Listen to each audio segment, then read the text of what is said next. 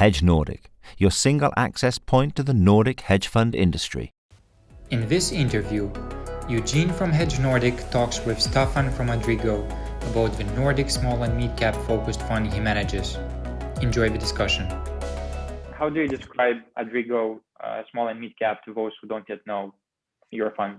Well, it's a long-short equity hedge fund focused on Nordic small and mid caps, and that's a very, very wide range, really, between sort of market cap. The lowest we have invested in is around 150 million kroner, but also up to 65 billion.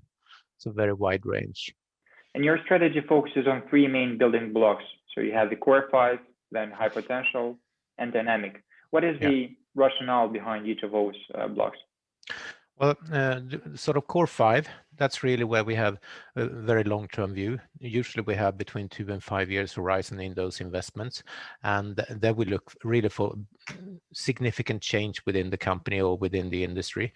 We see significant potential, at least 100% over the 3 to 5 year horizon.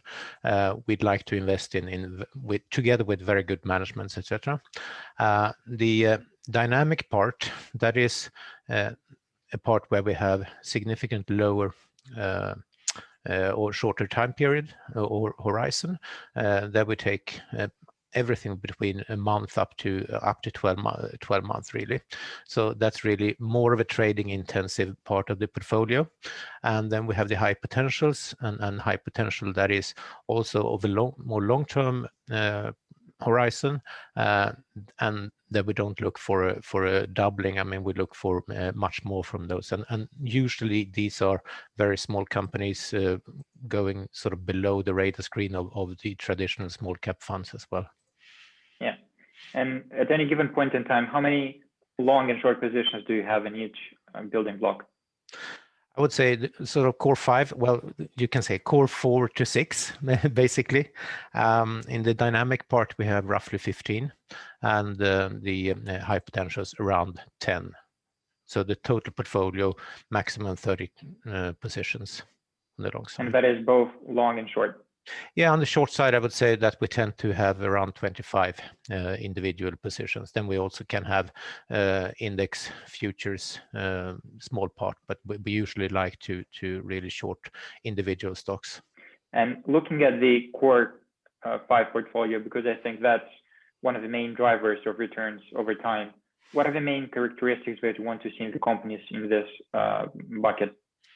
Well, we tend to say that we like to invest in low expectations, and low expectations that could be sort of could be a share price that has gone south, could be mistrusted management, could be sort of but we do like to invest in a company where you might have some problems in a division, you might have a long history of underperformance, but a new management coming in. We like to invest together with management and also together with other owners in this sense. So it's very important that we have the right owners and also the right management in these sort of long-term cases and really transformation cases. And in terms of fundamentals, would you ascribe yourself to a specific investment style? No, not really. I think that if you invest in our fund, you get sort of really a good blend of both value and growth stocks. And we have really no problem in I mean, for example, we own Kahoot, for example, which by any normal sort of valuation standards looks very expensive. However, if you sort of raise and take a look at sort of the outlook for 2024, 2025, you can definitely see this sort of continued potential in that stock. But we also own a stock like Bergman and Beving, which is trading at sort of 10 times earnings, or a Clas Ohlson trading at 10 times earnings. So it's a really good mix, I would say. Mm-hmm. And what net market exposure do you maintain on average over time? And what does the exposure depend on? Normally, we are, since inception 3.5 years ago, we have tended to be between 40 and 50% net exposure, and it varies quite a lot between the months, and it really depends on what kind of opportunities we find, both on the long side and also on the short side. So it really hasn't too much to do with our view on the overall market. And focusing on performance now, last year was your best year so far, but how would you summarize the entire journey since inception? I would say that we're happy, but we're not satisfied. I'd say that we're very happy with the sort of overall annual return we've had. I think that we're very happy to so far haven't seen a down year, and I'm very happy that we produced positive return in 2018, which was a difficult year for small caps. I'm not satisfied with a couple of months. I think that we had a little bit of too big drawdowns, and that's a focus for us now, that to really bring down the volatility, particularly on the sort of downside.